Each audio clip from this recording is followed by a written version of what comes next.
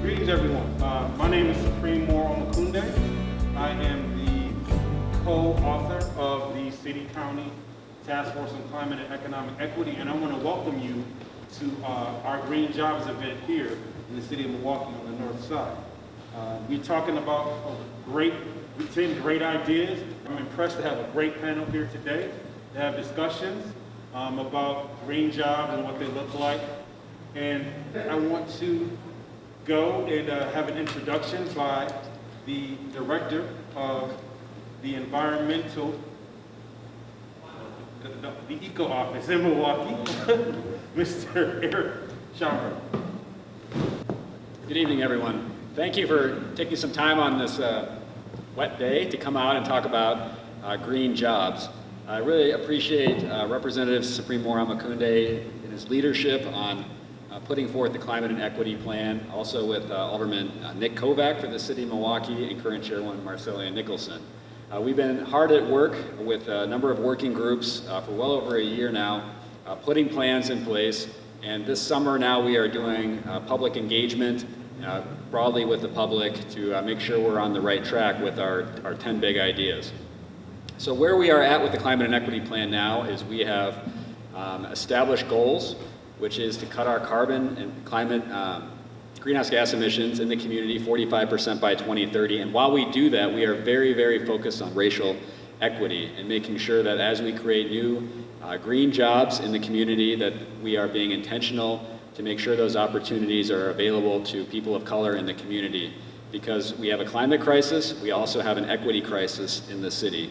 And we know that we need to do a much better job of having household incomes, for example, for all people of color be on par with white families.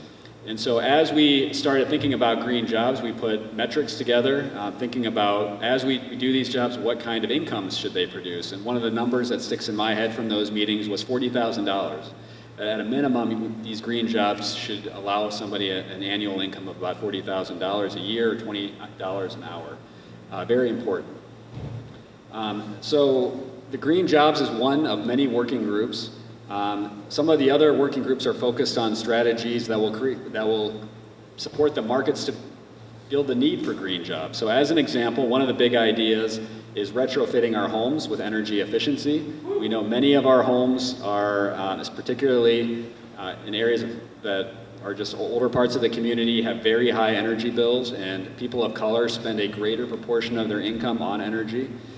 So that's an opportunity for us to make those homes more energy efficient with insulation, furnaces, boilers, heat pumps. So that's going to be a big opportunity. We need workers for that. Another of the big ideas is creating new homes in a factory setting in the 30th Street Industrial Corridor. So there's construction jobs associated with that. And there's also construction and other energy jobs in our big commercial buildings downtown.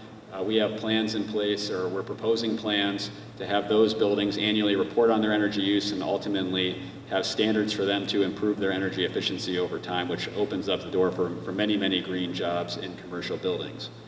We also have plans in place to increase our tree canopy, and we're excited to have Preston Cole, who is the Secretary of Natural Resources here and in a prior life was a city forester. Nobody knows more about trees in the city of Milwaukee than Preston Cole. And so that's another area of green jobs is the Arborist, for example, in planting trees, but also re-landscaping our city and pulling up pavement and things like that is another huge opportunity for us. Another of the big ideas is what we call resilience ambassadors, getting out into the community, educating people about climate change. So there's a range of education jobs. There's a whole gamut of green jobs, and we're really excited to hear from our panel about those tonight. The last thing I wanted to touch on in my remarks was how we can directly support the training for green jobs. So one of the first investments that we need to make in the climate plan is putting money and resources into recruiting our young people and the population maybe coming out of prison and older adults too, but recruiting people for these green jobs that we're creating so that when federal money comes down the line from the American Jobs Act, the American Rescue Plan, that we're ready to go. and that we have people that want to do these jobs, and we can, once those people come in the door, we want to be able to tell them clearly where they need to go to get trained and get apprenticeships and those kinds of things. So Mayor Barrett has proposed, coming out of the task force recommendations, $2.7 million in a clean energy jobs initiative focused in Century City. And we're hoping that the Common Council will consider that on September 2nd. And what that funding would do, the vast majority of it would go to on-the-job training funds. We know that it's a barrier for people to get into new fields if they're just struggling to make ends meet. So we're proposing to not only pay for the training, but pay people while they're learning on the job with those funds. We're also proposing recruitment for those jobs, getting out into the schools, getting people excited about these jobs. And then we're talking about a recruitment site in Century City Tower so people can go and look at solar panels and look at the energy efficiency types of jobs that are available. So just to expand a little bit more on what some of those jobs are, we're talking solar jobs, which is not just the electricians, but the people that design those projects, that sell those projects.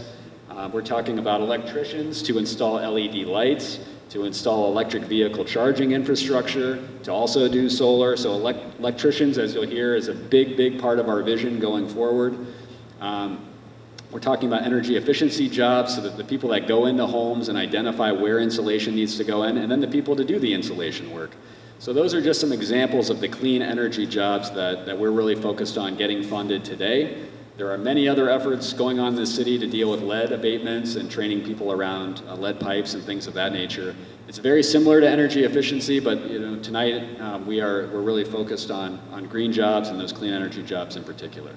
So I'm very excited to hear from our panel to make sure that our plans of what's been talked in the working groups are on point, but also to hear the questions that you have from the community for them and help us shape this vision going forward. I guess one final point I would make is that the task force has been working hard, but it's not a final plan. I mean, the public outreach that's happening now is very important to make it the plan for the community, and so your input and feedback is all timely, and it can shape the plan going forward. So with that, I'll turn it back over to Representative Omokunde. Thank you. Thank you so much, Erick. ECHO is the Environmental Collaboration Office, just for those who may not know what ECHO is. And so I want to get right into our panel. A green job, if you're a plumber or electrician, some days you may be reconnecting outlets in someone's home. And on some days you may have a contract to do solar energy connections. Well, depending on the type of work, both plumbers, electricians, contractors, they're all performing green jobs.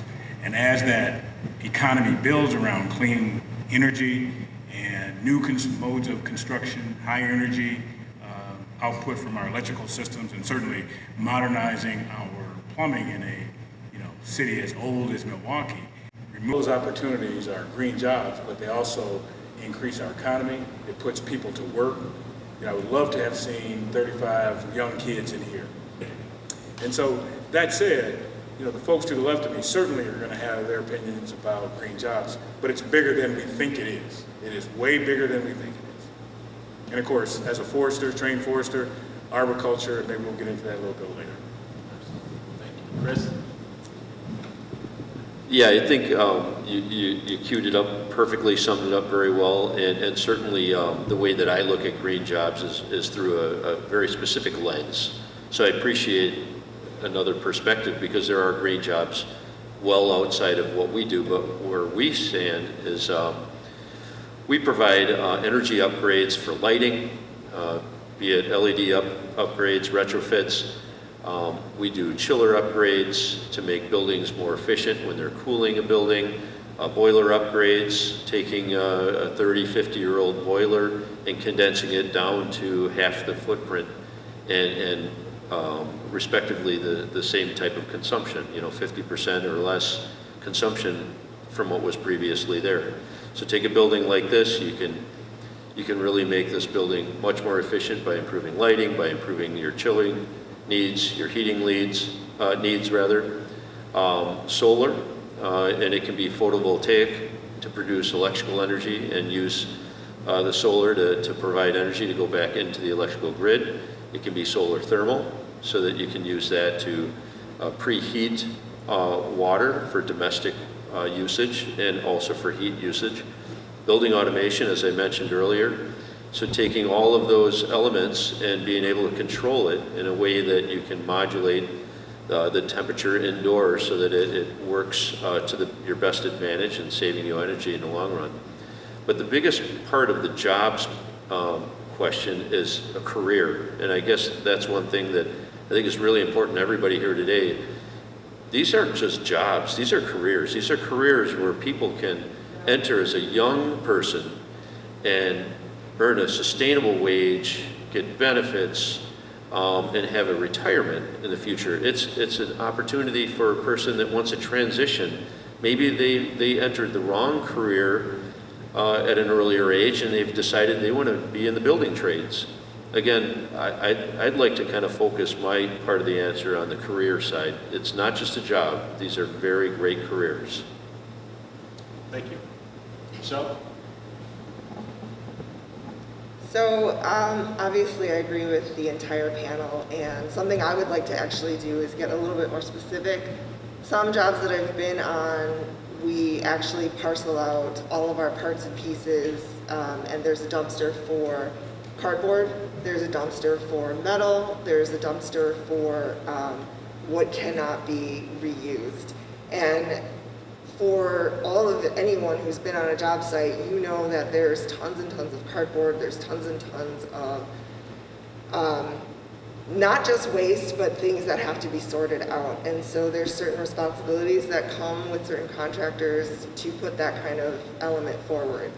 I know that companies like to focus on the building automation being recovering heat, keeping rooms at certain temperatures so that their energy bill is less. But the upside for the environment is that you're using water less, you're pushing less on the community. And so there's lots of small, very specific elements of my job that can work toward it. In full disclosure, I did my apprenticeship with Dairyland, and it was amazing. I had an amazing, good experience that kept me in the field. So it's not just recruitment, right? It's retention. It's critical. You can get people with a ticket of a wage, but the reward and the usefulness to your community, it rivals your check, and that's true, and that's honest. And I would say that one of the first jobs I worked on was the natural gas station for our garbage trucks on Lincoln Avenue.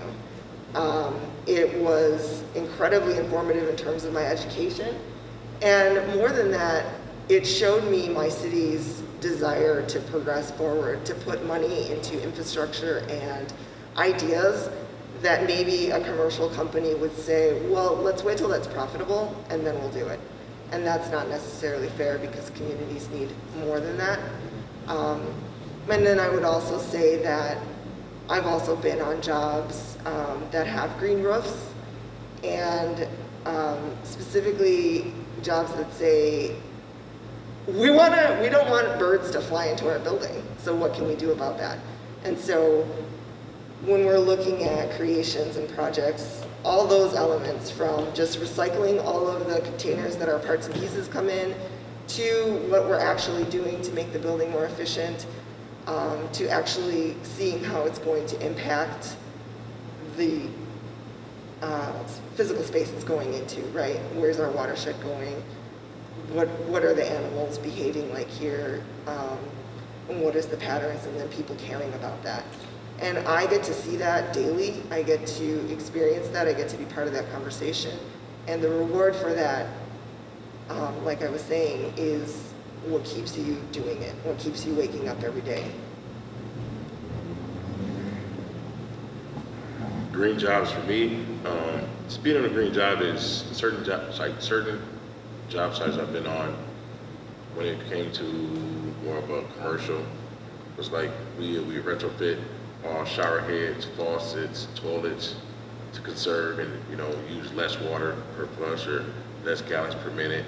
So like, because being in the plumbing world, we're more focused on water for the most part, but then also we can reuse water.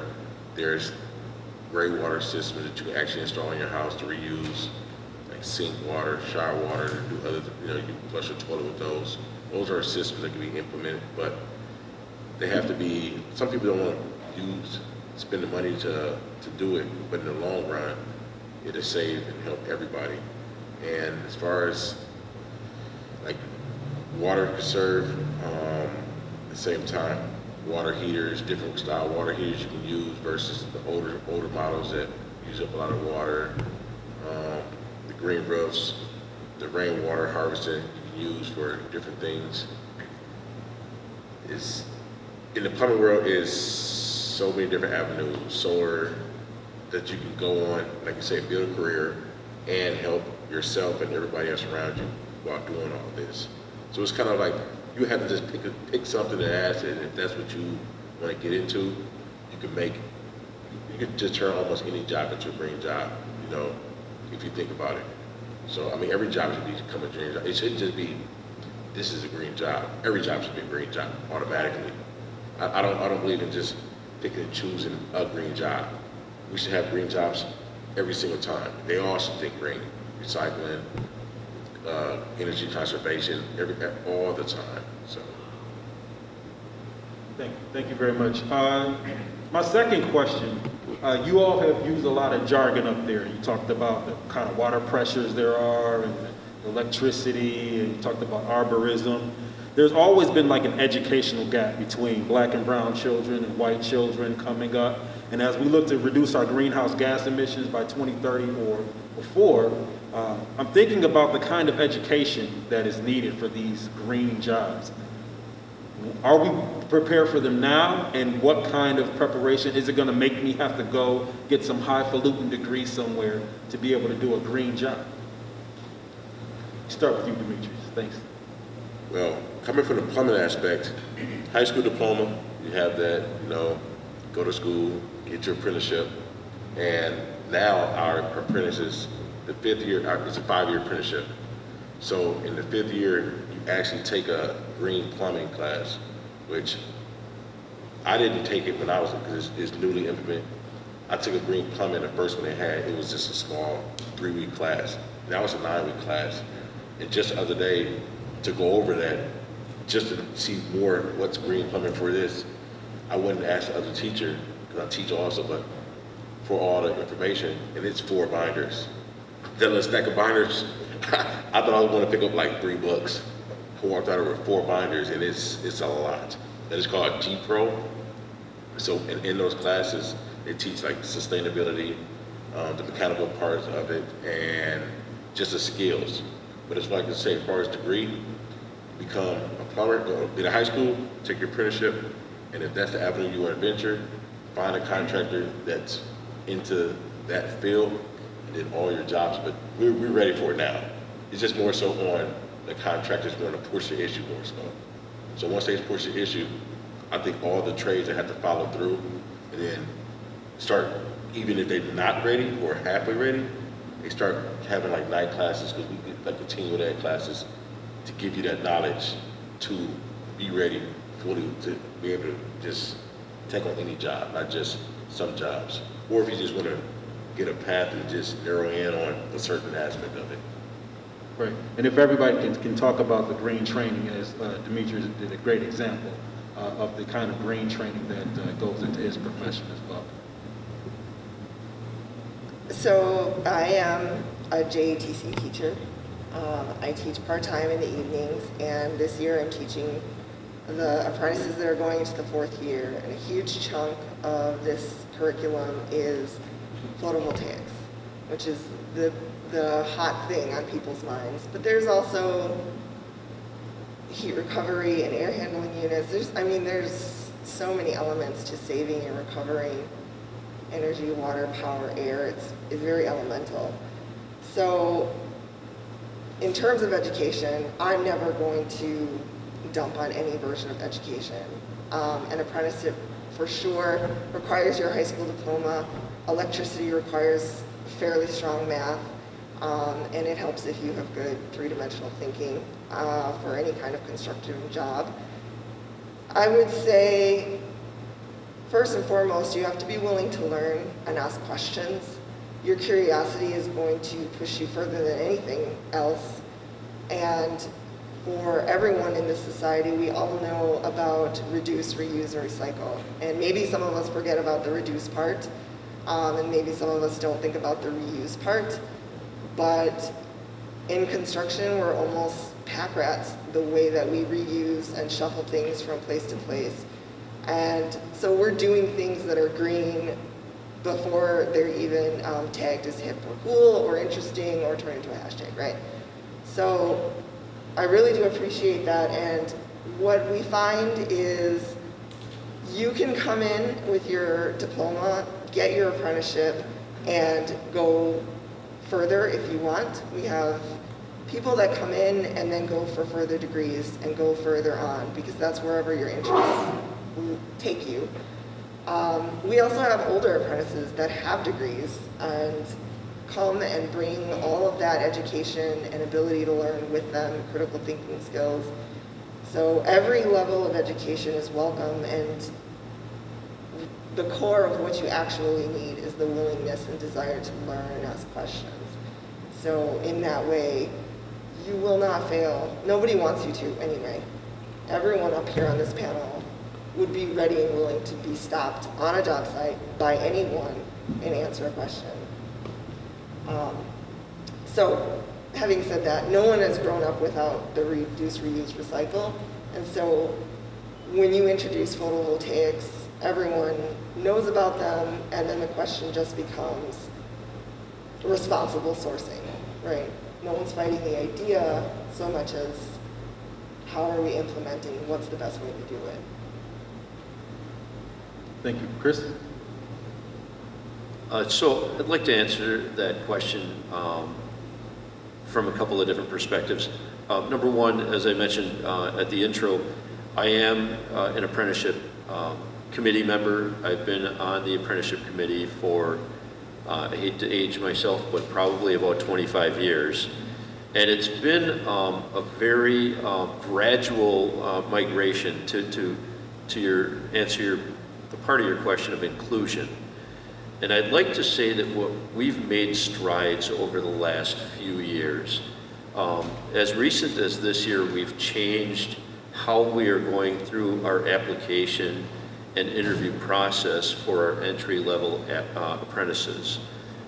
We have historically supported Big Step and WRTP, and we continue to involve them at every one of our monthly meetings. So we have those discussions about inclusion on a monthly basis.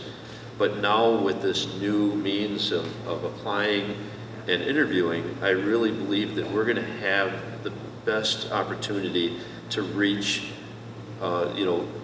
be it people that live within the certain zip codes in the city of Milwaukee, be it demographics. I think that we're just going to have a better cross-section of the people that actually pay the taxes are going to be able to represent those that are entering the building trades. I'm also part of the Building Advantage Milwaukee for the greater building trades, and we have those very same discussions there about actively recruiting, how do we reach out to schools, trade fairs, and things like that. And we've been doing those things for years, but how can we improve them? How can we do them better? And I like the idea of using these green opportunities, these green jobs, as a means of recruiting. How do we make these building trades look more attractive to young people? Some young people don't really understand what a sheet metal worker does or a steam fitter does. You know, how do we educate them before they even get to that point where they want to apply?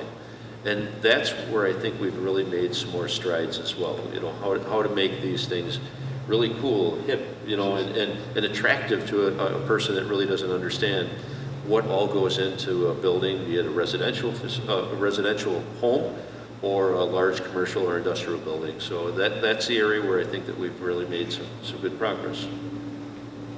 Thanks, Chris.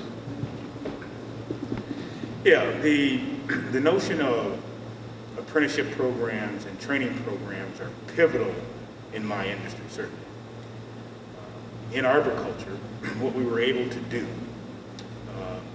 outside of the city hiring process is cobble together $1 million training program, work with WRTP and the Workforce Investment Board to expose young men and women to arboriculture.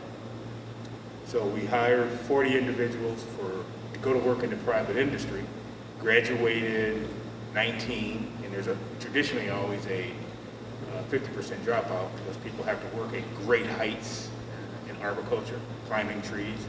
Those are the folks that you see out on the street tonight on your way home, pulling branches off of houses and out of the roadways. Those are trained professional arborists. DWD, the Workforce Development Board, has added arborists to the trades system now, along with plumbers, carpenters, and electricians. So this exposure means, how do you expose individuals to something that they don't even know about? Our school systems have to be adaptive, for sure. This new economy, school boards around this country have to pay attention to what the needs are going to be, not only for this country, but for those individuals. Some people may choose to go on to college, some may not. And those that may not, certainly the trades offer a wonderful opportunity. My father's a welder and put 9 of us through school. Now, this idea of exposure, you have to go on offense. These young men and women will not come to you. You have to go find them, the Workforce Investment Boards. And so there were 400 people. To get to 40, there were 400 people that were interviewed in that process. Then, of course, there is a test that they have to take, and that took out probably 270 individuals. Now begin to understand the connection between our public school systems, private school systems, and educational attainment to all of these positions. So your local school boards, pay attention. What teachers are doing, pay attention. Who's going to school and who's not, pay attention. The fact of the matter is, Secretary Carr and I in the Corrections Department put a program together, and of course, when the legislature refused to hear the governor's budget, we lost that goal. That goal was, let's find, it was a pilot program, 150 grand. Folks coming back from the prison systems and mimic what happened in an era gone by, the conservation, the CCC. We have hundreds of millions of backlog projects in the state's park system. We needed to put those young men and women to work. Little known fact is, so if you had a crime in this county, you have to come back to this county. But most of the work that I do as secretary in parks, our state parks, wonderful state parks, by the way. There's been a resurgence in our state park. I mean, they are full and brimming because people want to be outdoors. But they need to be fixed. We need new toilets, new shower systems, picnic areas, and the like. Well, let's put people to work in doing that, specifically coming out of the correction system. So we're going to continue to bang that drum. And again, my work traditionally is in and around Milwaukee, but a greater part of it is in northern Wisconsin, north of Highway 29. That's where you'll see some of the best and brightest natural resources that this country has to offer. But it takes maintenance. People have to do that work. So the carpenters, the electricians, all have to help that lift. But if we think children are going to come to us, they're not. The Workforce Investment Boards are a pivotal institution in this community. When you're looking for workers, go there, go to the trades, knock on the door, steam fitters, local 139, folks who are driving big, heavy equipment, and engage them. But how do you do that in a high school system, in a junior high school system? Well, doggone it, we got to be creative.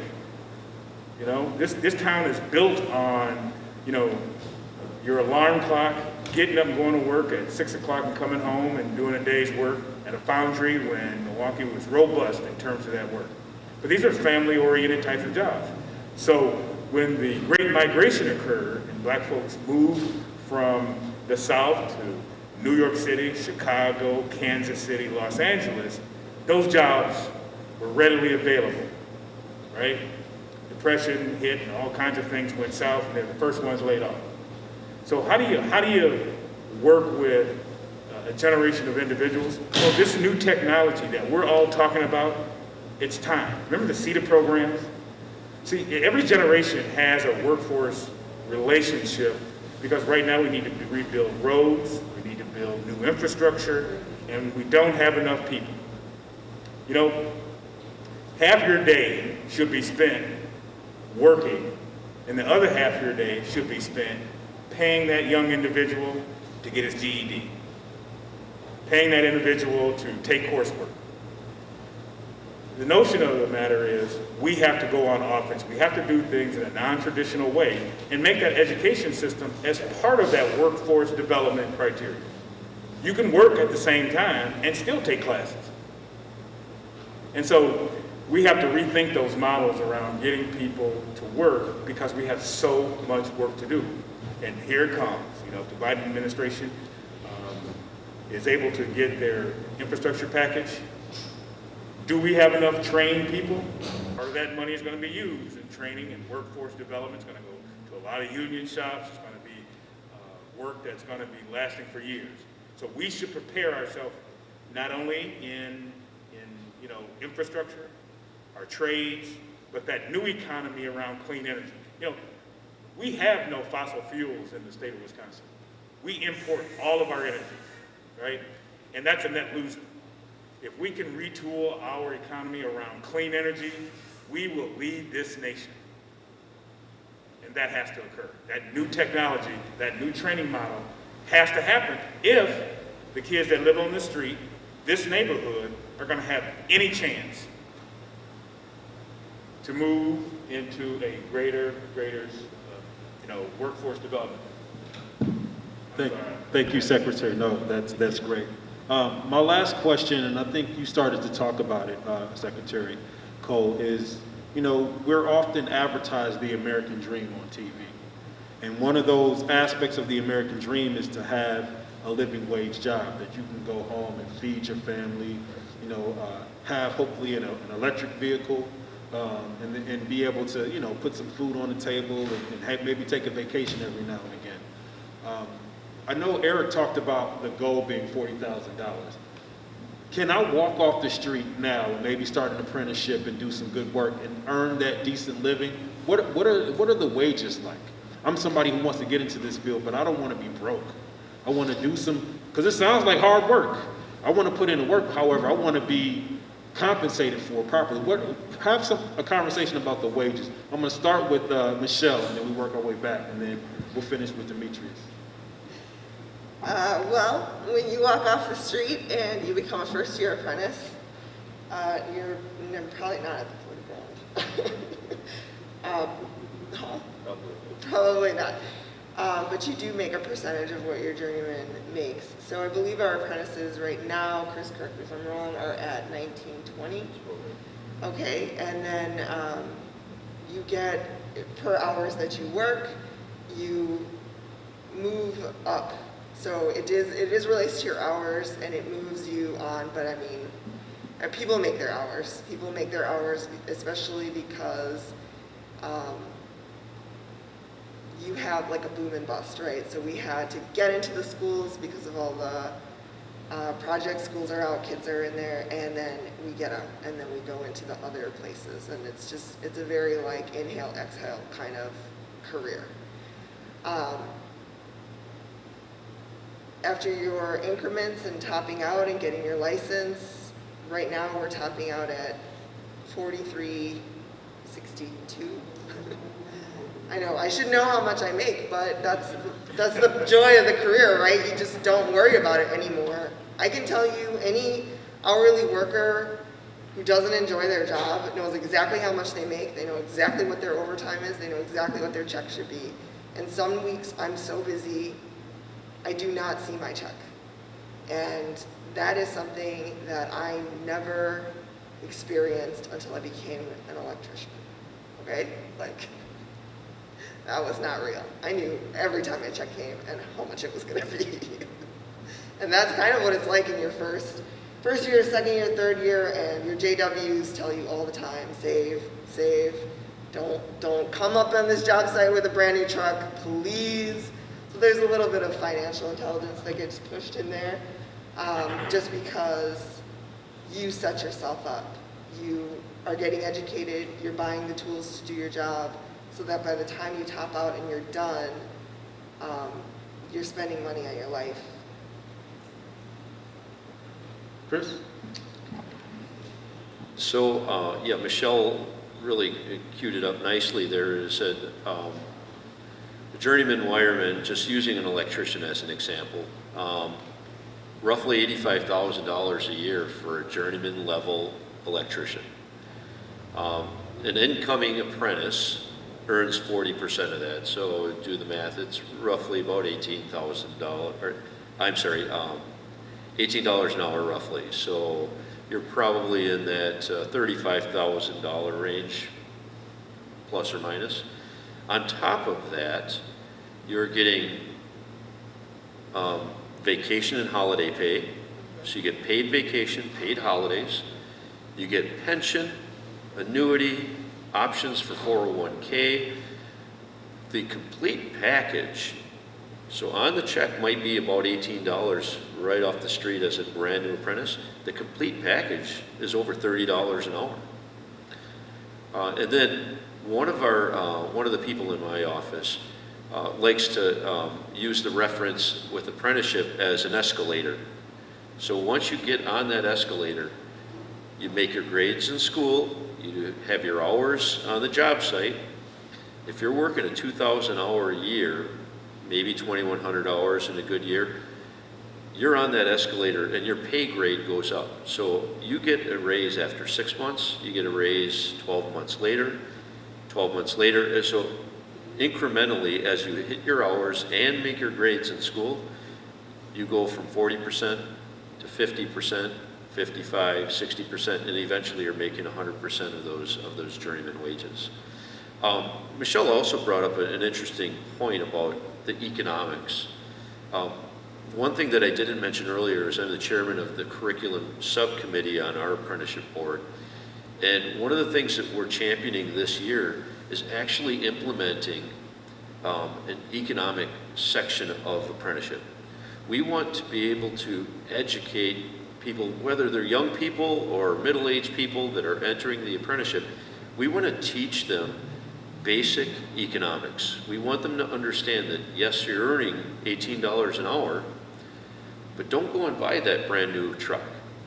Maybe consider waiting a little bit, maybe have that reliable transportation, and over time you save and you stow away a little bit of money for a rainy day. The economy could dip down a little bit. If you lose a week or two of work, you've got that little nest egg. So we are going to incorporate an actual, we're not going to call it investing, but it's going to be an economic training section of our curriculum moving forward. Secretary? Yeah, I'm going to talk a little bit about Arborist in Milwaukee. Certainly, high school degree is necessary, and that's it. Driver's license, be able to, we train individuals to get their CDLs in their first 6 months as well. I can't hear. I'm sorry. And so for the Arborist in Milwaukee, when I left, they were getting paid somewhere between $40,000 and $45,000 a year. Low bar for entry, not low in terms of aptitude, but low in terms of hurdles. High school degree, driver's license, and not any craziness on your driving record. Now think about it this way. That's just a salary from doing arboriculture. But if you want a side job every weekend and every night, you'll make another $15,000 or $20,000. And should you want to do our snow and ice operations, that's another $15,000 or $20,000 of overtime, because we need drivers to move snow off these streets. You folks know what it looks like when you get 20 inches. Just think about it. 18 years old, you have the capacity to make about $70,000, depending on how hard you want to work for it, with a high school degree. And so arboriculture is one of the fastest growing fields, certainly around this country, because again, it is always in play. And the International Society of Arboriculture is going on offense because there's about 60,000 vacancies nationwide, with another 60,000 in Europe, because they prune the same, they take care of trees the same way we do. So if you want to leave and go to France and do that work, you can do it in France. And the idea here too is again, I keep coming back to access and how you find out about it and who's going to be recruiting these young men and women. And around these new jobs so I have some statistics for you that my staff gave me. 8 of 10 clean energy jobs are in high energy efficiency. Solar installers, solar manufacturers, and electricians. The cost of solar wind has dropped by 75% in the last decade.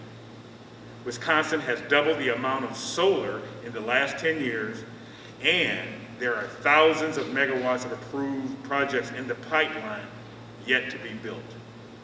Wind service technicians and solar voltaic installers are the #1 and #3 fastest growing occupation.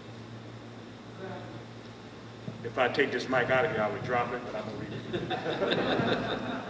it. Demeterus. Talk about salaries and stuff. A first year apprentice, somebody off the streets or straight out of high school, if you have a high school degree and you are willing to work hard, put blood, sweat, and tears into this, get dirty, starting pay is $21 and some change for a first year apprentice. So that's roughly $42,000 a year. Journeyman, about 94. And as far as going through that, you work 1 day a week, or 4 days a week, go to school 1 day. And we do have pension, 401k, and it applies to any green job or any job out there. And as far as like the saving, don't buy the new truck. Yes, don't buy the new truck right away. We all like nice things. We all work hard and pick a better job to afford nicer things. So eventually, you can buy the nice things when you have the money that you have. And as far as the economic class that you were saying, yes, that's another thing. As far as apprentices coming in, especially from the inner city, need to work on economics and credit. Because you waste so much money if you have terrible credit. You have good jobs, good money, you have terrible credit, so much money gets thrown out the door that nobody tells nobody about. These kids come in, yes, they're making 18, 20, 21, 22, 30, 40. Yeah, you're doing it, but credit also saves you money and then creates more money for your family to do other things. And so, that and everything everybody else said, totally agree with it. But yeah, for plumbing, $21 to start out the door. And you can come off the streets, and if you're willing to work, go through the whole apprentice portal program, and that's where you are. And that program is www.plumberslocal75.com. Go through there and follow the instructions on how to become a apprentice. Thank you, Demeterus. First and foremost, before we conclude this part of it, I wanted to thank everybody for being here. And also, these folks are committed to the next generation of their profession. In their bios, we talked about them recruiting young people and paying jobs that will help us reduce our greenhouse gas emissions. So let's give them a round of applause.